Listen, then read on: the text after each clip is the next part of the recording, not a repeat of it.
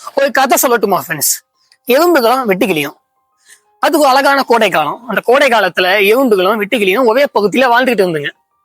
அந்த டைம்ல பாத்தீங்கன்னா வெட்டுக்கிளிகள் என்ன பண்ணிட்டு இருந்ததுன்னா ரொம்ப சந்தோஷமா ஆடிக்கிட்டும் பாடிக்கிட்டும் அந்த கோடை காலத்தை அனுபவிச்சுக்கிட்டு இருந்து வேலை செய்யாம.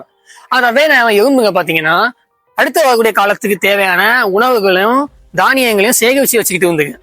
அதை பார்த்து வெட்டுக்கிளி என்னடா நீயும் என்னடா வாழ்க்கை வாழுவ அப்படின்னு கிண்டல் பண்ணிச்சு. ஆனா அதே கோடை காலம் போய் குளிர்காலம் வந்த டைம்ல எறும்புங்க தான் சேகரிச்சு வச்சிருந்த சாப்பாடுகளை சாப்பிட்டுக்கிட்டு தானியங்களை உண்டு ரொம்ப சந்தோஷமா வாழ்ந்துட்டு இருந்து. ஆனா கோடை காலத்துல ஆடிக்கிட்டோம் பாடிக்கிட்டோம் தெரிஞ்ச நம்ம வெட்டுக்கிளி குளிர்காலம் வந்த போது குளிர் தாங்க முடியாம சாப்பாடும் இல்லாம ரொம்ப ரொம்ப கஷ்டப்பட்டுச்சு.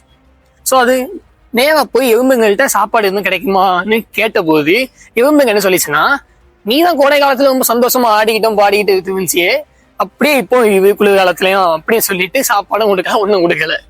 இது ஒரு ஃபேமஸான ஸ்டோரி, உங்களுக்கு கண்டிப்பா தெரிஞ்சிருக்கும் நம்புவேன்.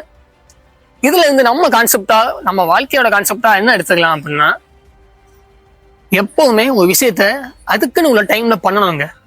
ஃபியூச்சர் அதுக்குதான் இன்னும் நிறைய நாள் இருக்கே. நான் என்ன 4-5 வருஷம் கழிச்சு தான் வேலைக்கு போவேன், 3 வருஷம் கழிச்சு தான் படிப்பு முடிப்பேன், அப்புறம் நான் இப்பவே பண்ணணும் அப்படின்னு ஒரு நாளையும் அலட்சியமா இருந்துடாதீங்க.